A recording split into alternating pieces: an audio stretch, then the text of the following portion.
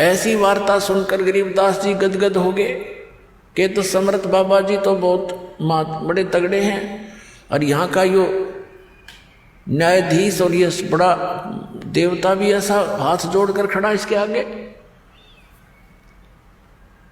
तो फिर आगे अपने लोक में ले गए परमात्मा। उससे पहले काल के का वो सतिथि वो स्थान दिखाया जहाँ पर ये एक ब्रह्मलोक में अलग से एक स्थान बनाकर गुप्त रहता है।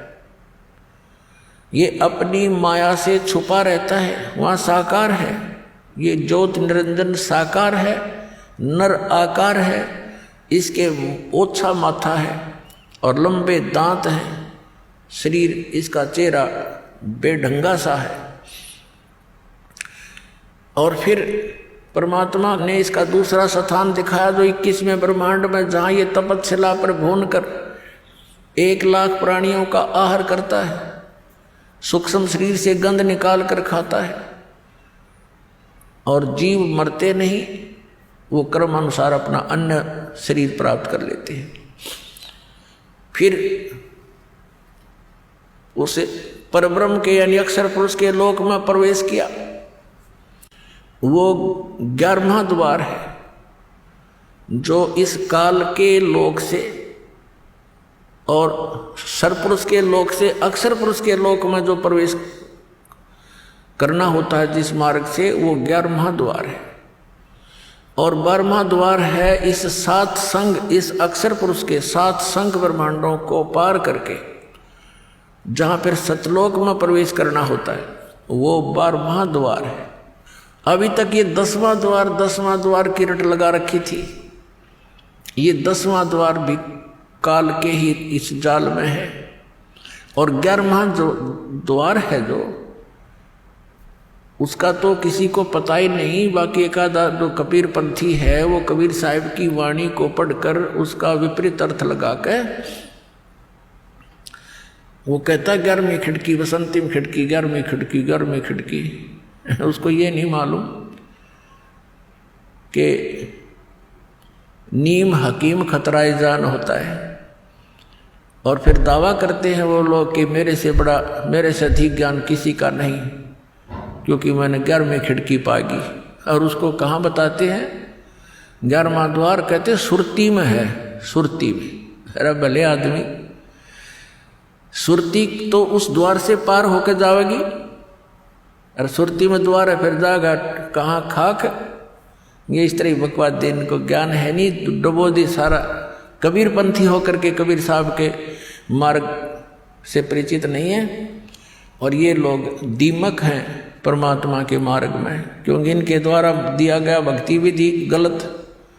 ये भी नास्तिक बनाने की तैयारी में लगे हुए हैं जनता को, क्योंकि जब तक परमात्मा की यथार्थ भक्ति विधि नहीं मिलेगी, परमात्मा से मिलने वाले वो लाभ प्राप्त नहीं हो सकते। और कुछ दिनों के बाद फिर नास्तिक अपने आप हो जाता। प्राणी सब साधनाएं गलत साधना करके थक जाता है, छोड़ देता उस मार्ग को। 11वें द्वार तक, यानी वो 11वां द्वार तो ये परिचित है ही नहीं कोई जो दास बताने जा रहा है। ये तो इस ब्रह्मांड के अंदर ही सारा कुछ बताते हैं, शरीर में ही बताते हैं। और कुछ एक चातुर प्राणी है जो कबीर पंथी नकली, वो कहते हैं शरीर से बाहर 1.25 हाथ ऊपर 11वां द्वार है। और तेरे शर्म है शरीर तो बाहर 1.25 हाथ ऊपर, क्या होगा? आकाश में हो गया, धरती में कि कहीं है कोई ठिकाना?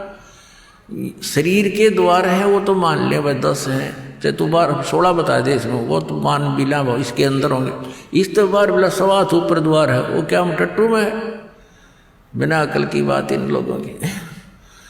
तो ये धीरे धीरे कंडम होंगे इस तत्व ज्ञान के।